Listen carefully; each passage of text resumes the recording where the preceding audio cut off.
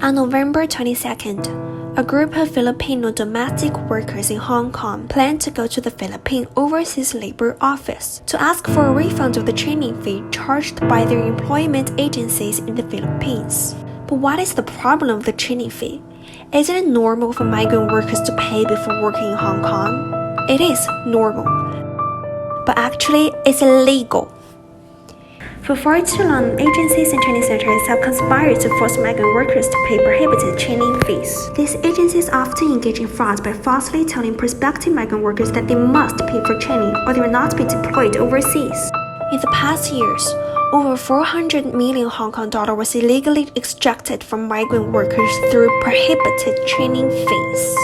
Despite being outlawed stated in the Republic Act in Philippines since 2016 and also in June 2020, Philippine Overseas Employment Administration has reconfirmed that training fees are not required for the migrant workers. However, the majority of agencies impose compulsory arrangements where OFWs are required to pay for training, collecting an average of 30 to 40,000 Philippine peso from migrant workers. And there are more and more problems discovered. For example, the poor quality of training, teaching the workers how to wash clothes, iron clothes, house cleaning, but not some essential skills like cooking Chinese food and speaking Cantonese.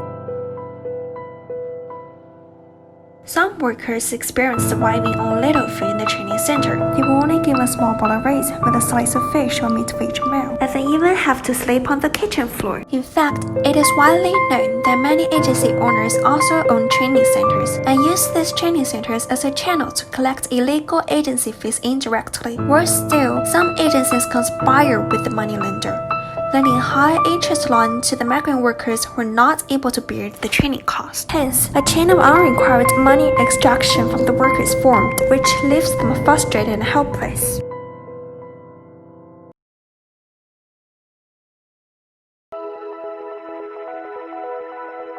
To avoid bringing the Philippines into a state of disrepute, the Philippine government is urged to set a cap, a maximum amount on all the FTHs, no matter it is administrative fee, training, medical checking, etc., to make sure domestic helpers won't pay excessive amount before going to work. Also, we encourage the Philippine government to adopt a resolute law enforcement against bad acting agencies, training centers, and learning companies. Different organizations including the POEA, TESDA, SEC, AMLC, and CIDG should take action to stamp out illegal recruitment, money laundering, and abuse of overseas workers. Substantial accommodations should be made to assist migrant workers in filing complaints and submitting evidence to authorities. The government should provide published clear guidelines on the method of complaints, expected result timeline, monetary returns, and possible punishment of offenders to all migrant workers.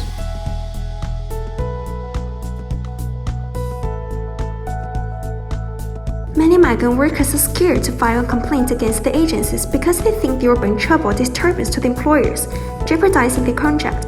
If employers can support their workers or get involved in filing a complaint, the fraudulent behaviors of agencies will catch the public eye and will lower the chance to treat workers unfairly. Despite the efforts made by different parties, the efforts of Philippine workers are the most important one. Overseas Filipino workers who have been overcharged can file complaints at Polo or PIA to obtain a refund. It is clearly stated in the Republic Act that any OFW who was required to undergo training has the ability to do so.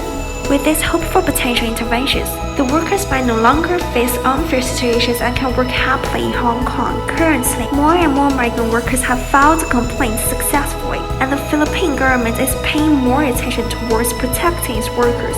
The process of complaint is much easier than expected. As such, we hope the training fee is completely eradicated. Thus, rightfully so, we look forward to seeing Hong Kong as a reliable new home for the super warriors, and therefore rightly termed as the engine of Hong Kong's middle class.